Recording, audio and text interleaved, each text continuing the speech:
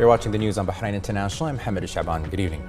Under the directives of the representative of His Majesty the King for Humanitarian Works and Youth Affairs and Honorary President of the Royal Equestrian and Endurance Federation, His Highness Sheikh Nasser bin Hamad Al Khalifa, and under the patronage and in the presence of the President of the Royal Equestrian and Endurance Federation, His Highness Sheikh Isa bin Abdullah Al Khalifa, the 8th edition of the late His Highness Sheikh Faisal bin Hamad Al Khalifa Arabian Horses Beauty Show Local Breed continued today. The show, held at the Military Sports Federation and the Rashid Equestrian and Horse Racing Club, was organized by the Arabian Horse Organization. His Highness Sheikh Isa bin Abdullah Al Khalifa followed up part of the show where horses displayed their elegance, splendor and beauty in the categories amidst a wide participation of stables and breeders and a good public presence. It witnessed a wide participation in the second day that was devoted to the fillies category. The participants contributed remarkably to show the features and aesthetics of horses in all categories. The winners of the first places in various categories were crowned as the organizing committee and representatives of sponsors and supporters participated in the crowning ceremony. The tournament will continue tomorrow, which will witness the establishment of the strongest tournaments represented by the champion of champions in all categories in the championship.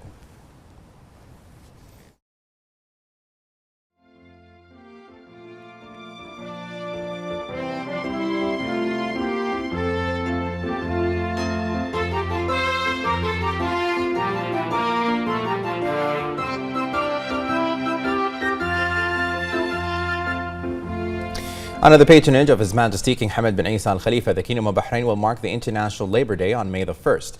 The Bahrain Free Labour Unions Federation and the General Federation of Bahrain Trade Unions will hold two ceremonies, respectively, on April the 30th and May the 1st. His Majesty the King deputized the Minister of Labour, Jamil bin Mohammed Ali Hameidan, to attend both ceremonies and honour a batch of outstanding workers who were nominated in recognition of their devotion in different sectors. The Minister hailed the royal patronage, which he said represents a tribute to Bahrain in different sectors and in recognition of the values of work and in different development tracks. In a statement on this occasion, Hameidan praised His Majesty the King's care for the industrious workforce, which represents the real wealth for the development and prosperity of the kingdom. He highlighted Bahrain's tangible strides in providing a safety net for workers and safeguarding their rights through advanced national legislations that comply with the international labour standards. The Minister of Labour said that Bahrain applies laws that contribute to promoting a safe work environment that reduces the risk of accidents and occupational diseases to ensure the safety of workers, in addition to adopting best practices aimed at sustaining the stability and growth of the labour market. These strides, he said, have turned Bahrain into one of the most competitive countries in the field of attracting entrepreneurs, noting the kingdom's work environment and commitment to furthering labour gains. Bahrain joins the international community in observing the International Labour Day, marked worldwide on May the 1st, being an opportunity to highlight workers' achievements and contributions to the nation building and development, as well as to affirm their pivotal role in the production parties. The Kingdom of Bahrain has been interested in developing all legislations that contribute to the advancement of the Bahraini labour market by paying attention to workers and making legal guarantees a basis for the practical relationship between the worker and the employer. Bahrain has made tremendous strides in providing support and protection for workers and preserving their rights within advanced national legislation that is in line with international labour standards, including obligating the employer to transfer workers' wages to the banks on the prescribed dates and prohibiting discrimination between workers on the grounds of gender, language, religion or creed. The Labour Market Regulatory Authority issued a work permit for workers to provide the best services for workers and facilitate their integration into the labour market in return for the efforts made by the government of the kingdom. By adopting strategies and plans that enhance the labour market environment, the Bahraini labour market has become safe and secure the life of the workers.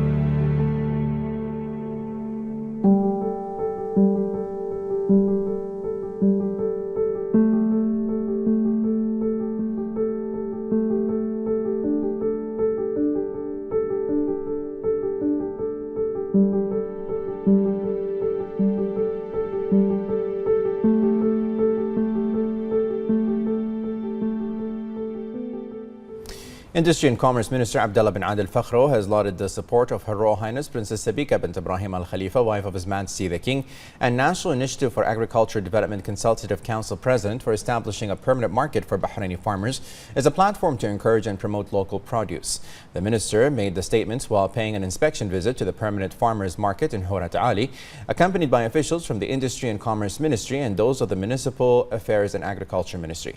The minister was briefed about the projects presented by merchants in the permanent farmers market, stressing the government's keenness to follow up on all issues related to the commercial sector and continue stimulating an economic and commercial environment that encourages growth, expansion and investment as part of the ongoing efforts to follow up on developments in the market and be informed about the needs of merchants.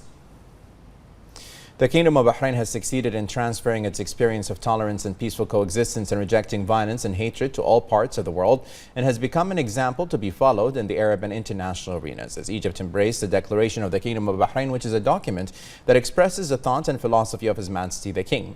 The Egyptian media and newspapers responded positively to the launch of the Declaration of the Kingdom of Bahrain from Cairo, which reflects a clear indication of Bahrain's continued dissemination of its message of tolerance and coexistence to the whole world.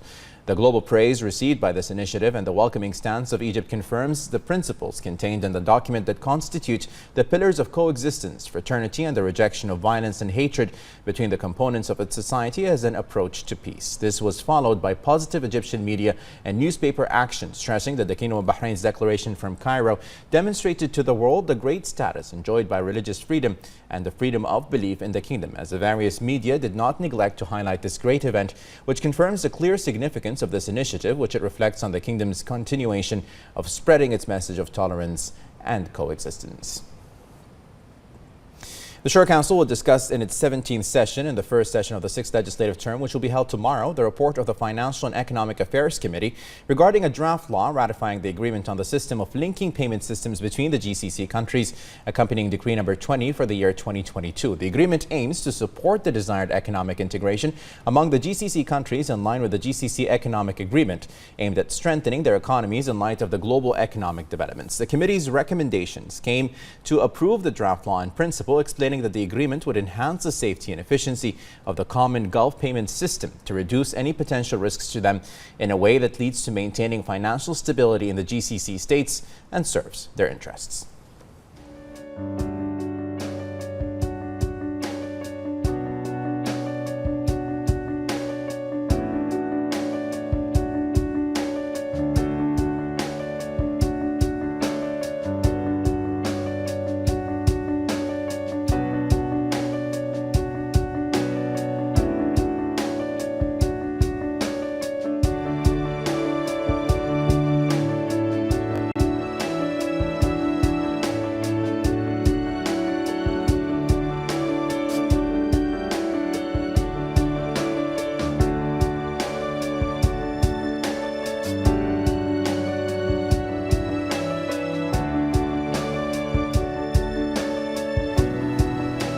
The Labour Market Regulatory Authority, the LMRA, conducted a joint inspection campaign in the Bahrain Governorate in coordination with the Nationality, Passports and Residence Affairs of the Ministry of Interior and the Governorate's respective police directorate. The campaign resulted in reporting violations related to the labour market and residency laws. The cases were referred for legal action. LMRA stressed its commitment to report any violation through a continuous and intensive inspection campaign in coordination with the relevant government entities.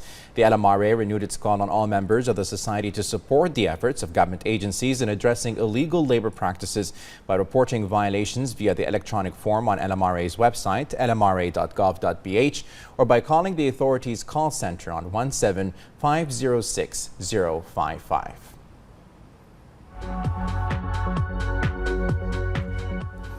Regional updates now. And the Sudanese army said in a statement that its forces are continuing operations as planned and performing their task with stability and confidence.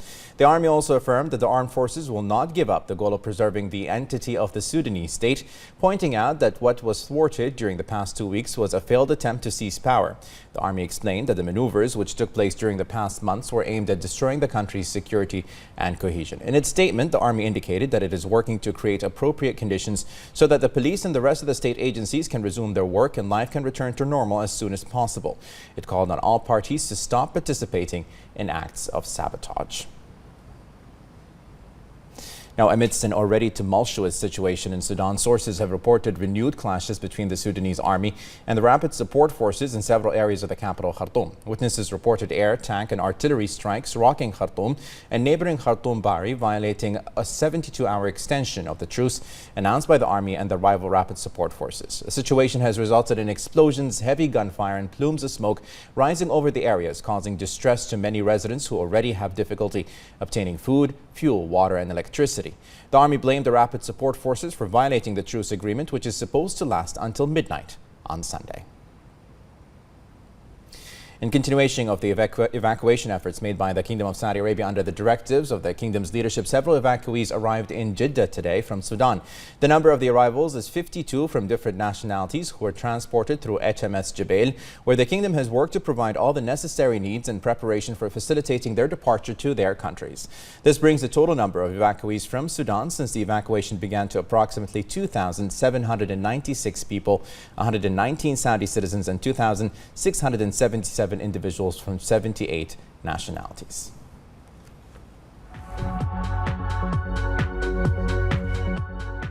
Morocco's monarch, His Majesty King Mohammed VI, inaugurated on Friday in Tangier the Mohammed VI University Hospital Center, a new medical facility offering to the inhabitants of the northern region comprehensive healthcare services and advanced training to nurses, doctors and pharmacists. The new medical complex has a 797-bed capacity.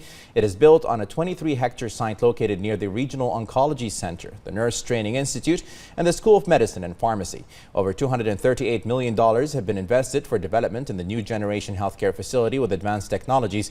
It also includes units for the treatment of sleep disorders, marrow transplants, obesity treatment and cardiovascular rehabilitation. The hospital also includes units specialized in mother-child health, emergency medical services, a trauma center and medical imaging services, laboratories of bacteriology, microbiology, hematology and pathology, as well as cytology, molecular genetics and 3D printing of medical devices. It also has 31 operating theaters equipped with smart and cutting-edge technology, a modern pharmacy with robotics and digital drug dispensing solutions, educational and training areas, a large conference room, a heliport and other administrative and technical facilities.